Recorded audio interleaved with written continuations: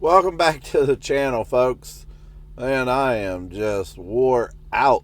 I started today at about 7 or 7:30 this morning. It's 9:30 tonight at night. I'm tired. This is getting ready to get off work for the holidays. Man, they are packing the loads in. But anyway, enough of my whining and complaining. Um, Before I get this video going, I wanted to give a shout out to a guy on YouTube. Um, I've been meaning to for a while, and because of one thing or another, or I forgot, or whatever the situation was, I just didn't do it. And he has been tagging me in his videos, and he has put me in an elite group that he tags on his videos. Um, the guy's channel is Road King Trucking News, and I had watched his videos before, and I never really paid attention that he was tagging me down in the description, and it popped up, on my YouTube feed that someone had tagged me, and it just didn't click. It didn't click in my head that this was the same guy that I was watching his videos. So I guess the way it worked was I was a fan of his channel, he was a fan of my channel, and we just, I don't know. I don't know how that worked out. But anyway, go check out his channel if you want to. I'm sure he would appreciate it, and I would appreciate it too, because he does have a really good channel. He does a little bit shorter videos than I do. He just gets right to the point and gets off. He does a lot of weather related stuff and everything over there, more of a real trucker news channel. And really good guy, really good channel. So go check him out, and let me know what you think about his channel. And of course, leave a comment for his channel too. We're here to help each other out. That's what all of us are out here supposed to be doing, is helping each other out, promoting each other and everything, looking out for one another, doing the right thing, the good thing. So yeah, go check out his channel. With that being said, I got busted this week. Let me see if I got it here in my handy dandy notebook. Did anybody ever watch Blue's Clues? My handy dandy notebook. I should have had this prepared beforehand. But anyway, I can't find it. It's in here somewhere. But anyway, it's no big deal. What the situation was is I was down in southwest Arkansas, and just north of DeQueen, if you know that area there, DeQueen, Arkansas, Highway 71. I had made a delivery, and it just so happened I pulled up to a stop sign because I was headed to go pick up my next load. I was empty. I pulled up to a stop sign, and I just grabbed my phone real quick. I was stopped, grabbed my phone, and there was no traffic anywhere. I didn't see anybody coming any direction, and pulled my phone out and looked, and saw that, I was supposed to go down Highway 71 south. Pulled out. Just as soon as I pulled out and got straightened up, I looked in my rearview mirror, and I thought, that looks like, a police officer. And just a few minutes later, he lit it up, and I said, "Oh crap!" He's going on a call. I didn't even think that he was getting me. I hit the shoulder. There was just this little skinny pull off. If you ever been on Highway 71, there's nowhere to pull off at. And little skinny pull off area there. I hit it real quick, and he pulled in right behind me. And I thought, man, surely he's not getting me just for looking at my phone for a second. And I didn't think he could even do anything because I was sitting still at a stoplight or a stop sign. But anyway, he come up. He was a really nice guy, really, really cool, nice guy. He was actually an Arkansas DOT, like the true Arkansas DOT. Some use the state trooper cars, and patrol vehicles. He was actually Arkansas DOT, and came up, got up on my passenger window, was talking to me, and he was like, "The reason I pulled you over is I just wanted to do an inspection real quick of your paperwork, make sure everything was legit." And I said, "Cool." I said, "It should be." Gave him my, I have a little permit book in my door here.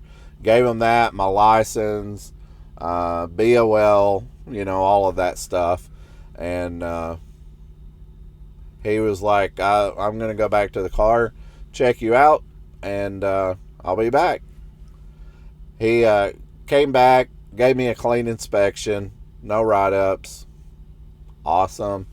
And he just told me to sign the paper, and he'd let me go. So while I was signing it, I was sitting there thinking, and I was thinking about, talking on this channel about the federal motor carrier, illegal truck drivers, all of this stuff. And I just made a comment, and I said, "Sir, do you have just a minute to answer a couple of questions for me?" And he was like, "Sure." He said, "Is it trucking related?" And I said, "Absolutely." And he said, "Shoot, let's go for it." And just super nice guy.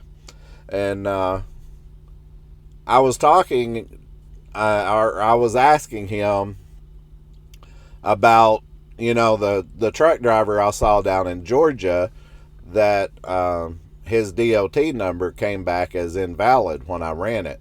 And I was telling this guy about it, and he, the officer, he said, "Was this in Arkansas?" And I said, "No, sir, it was down in Georgia." And he thought, or he shook his head, and he was like thinking there for a minute, and he said, "Yeah, I know some stuff's been going on." And I said, "Like what? Just what do you see? What do you see that's going on?"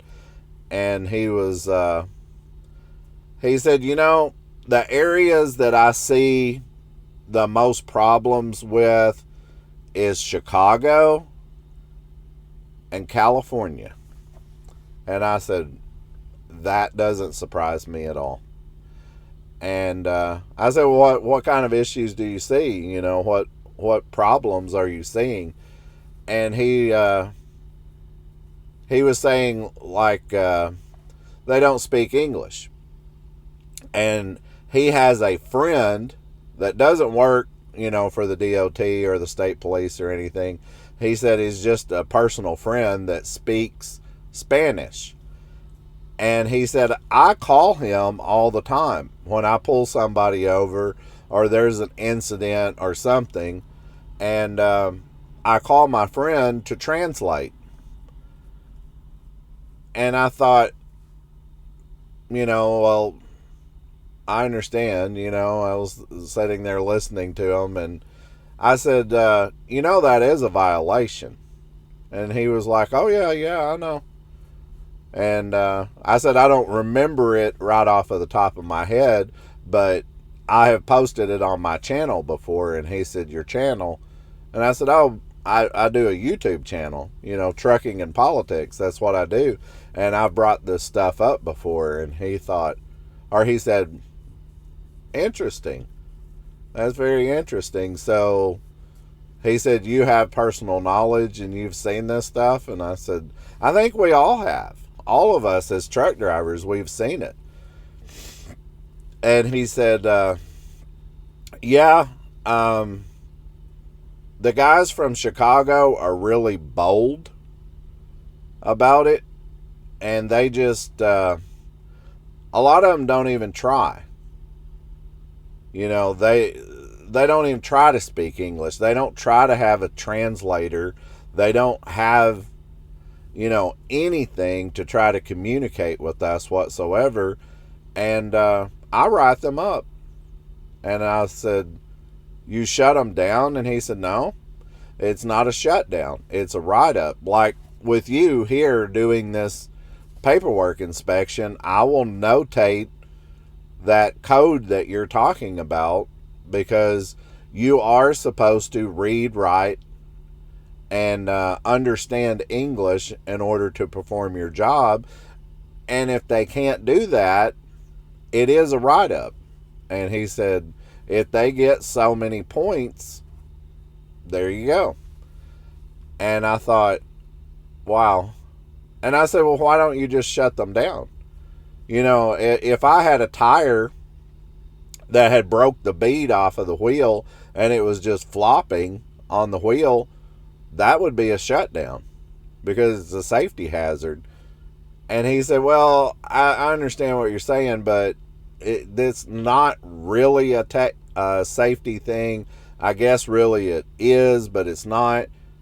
And I said, if they can't read, write, and speak English, how do they read road signs? And he said, I don't have any argument for you.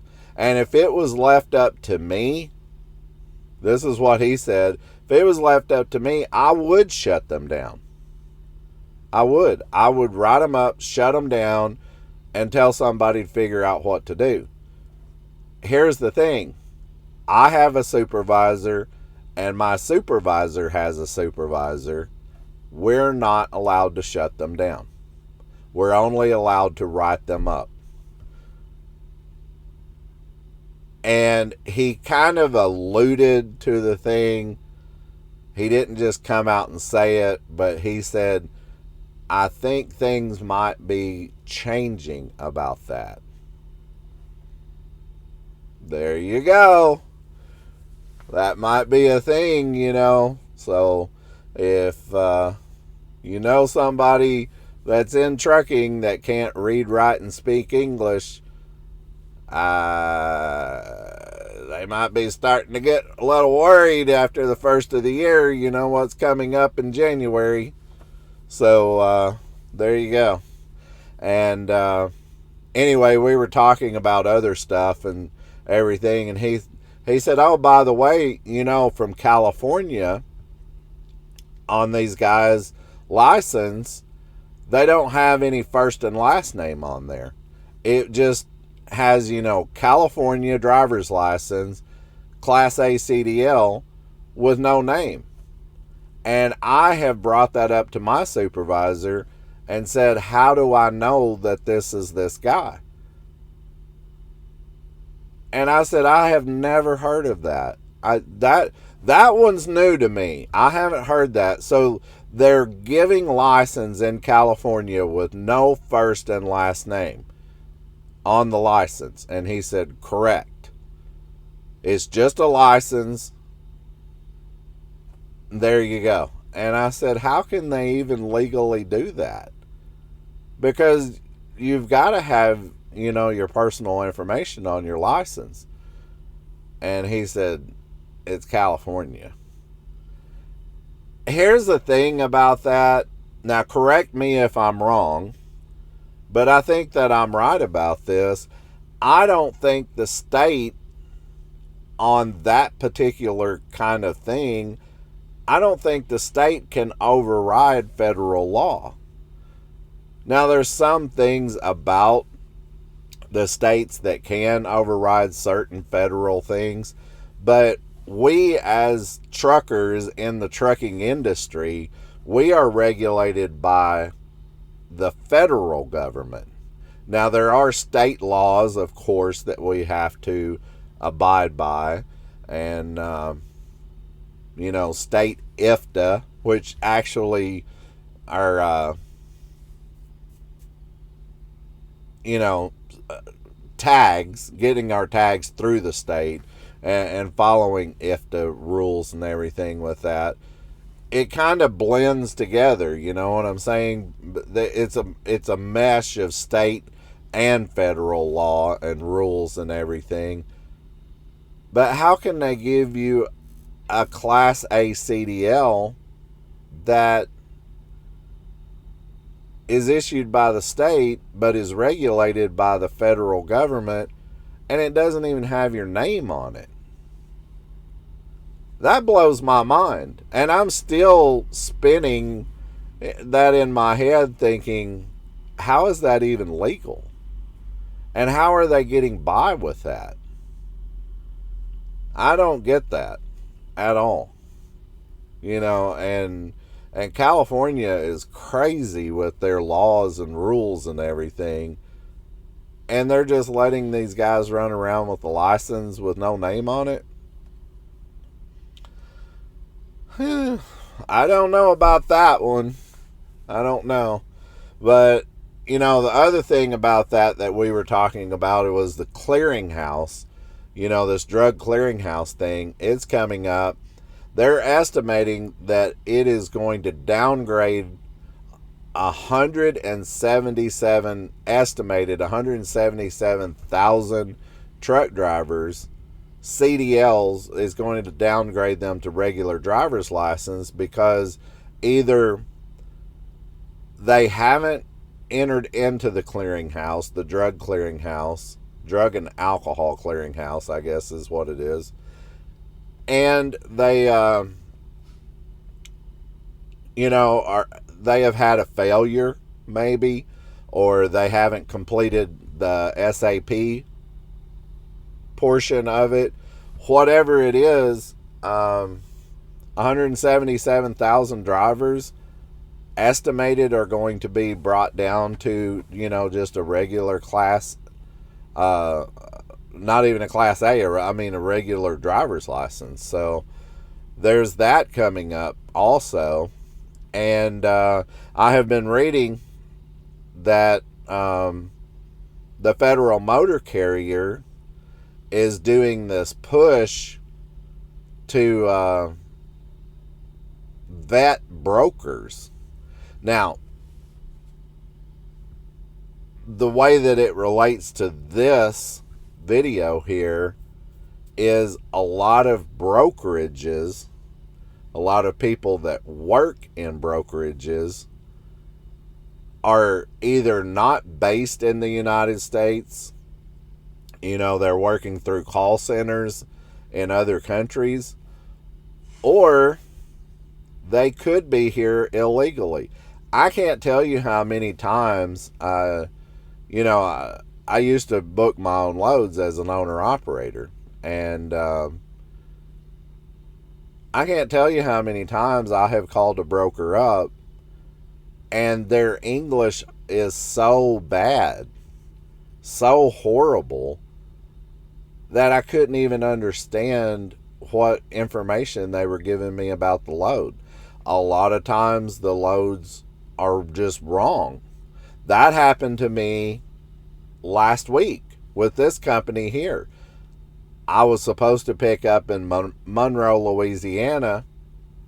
Went down to check in, had the pickup number, everything. Nothing matched.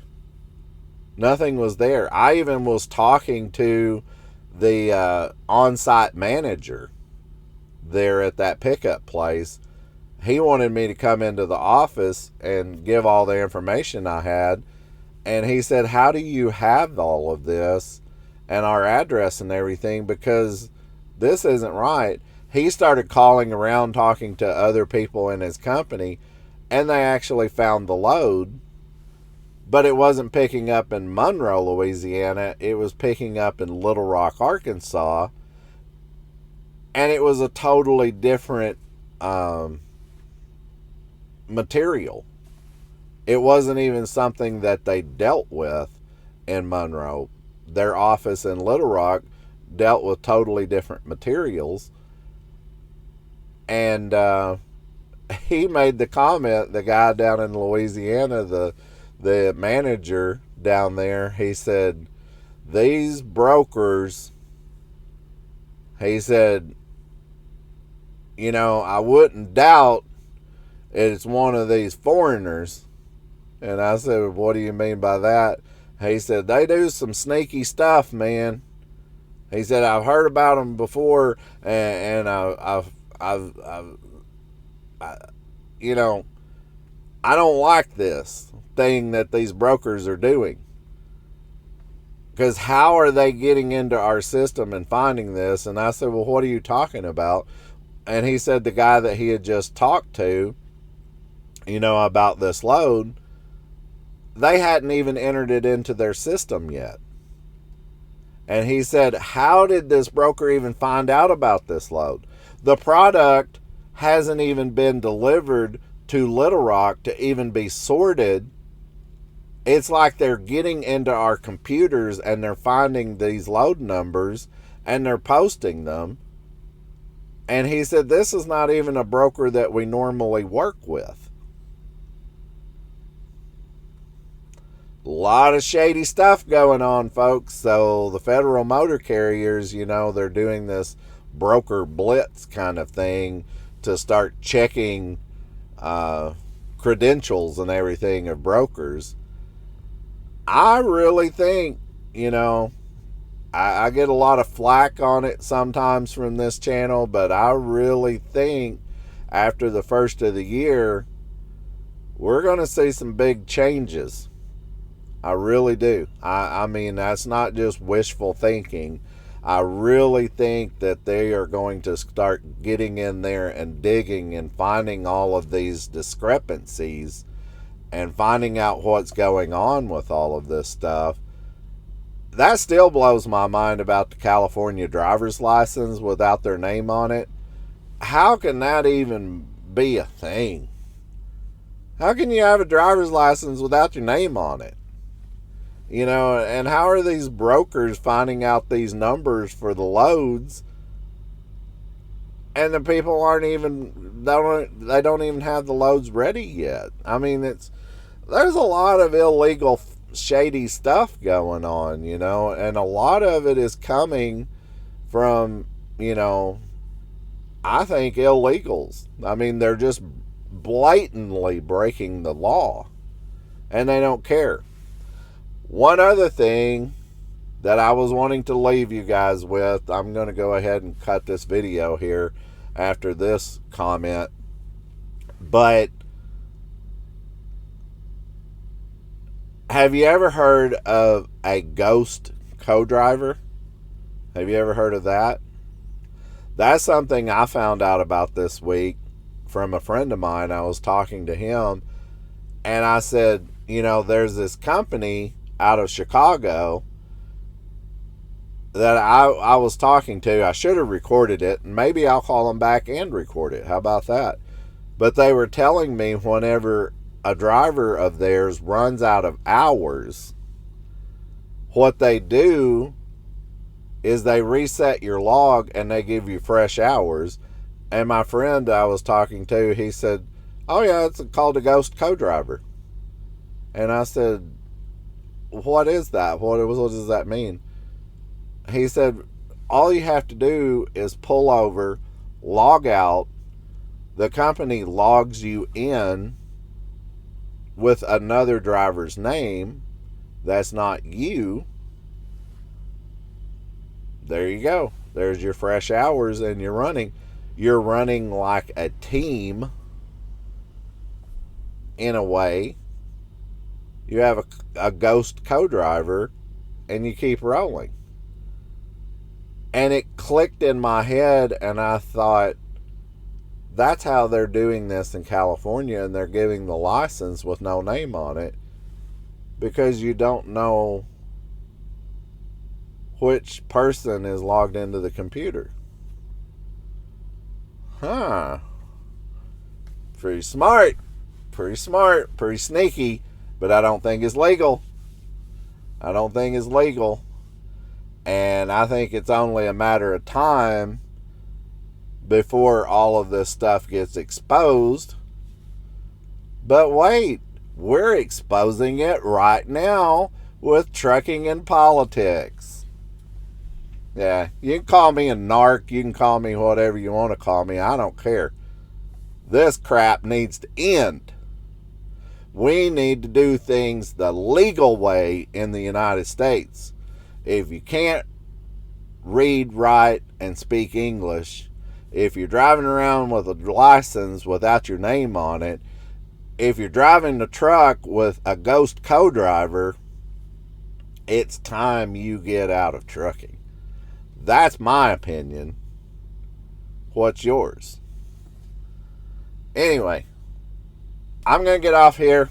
Appreciate you watching. Appreciate you being part of trucking and politics. Appreciate you in every way for being here. And you guys look out for one another. Take care of yourself. And we'll catch you on the next one.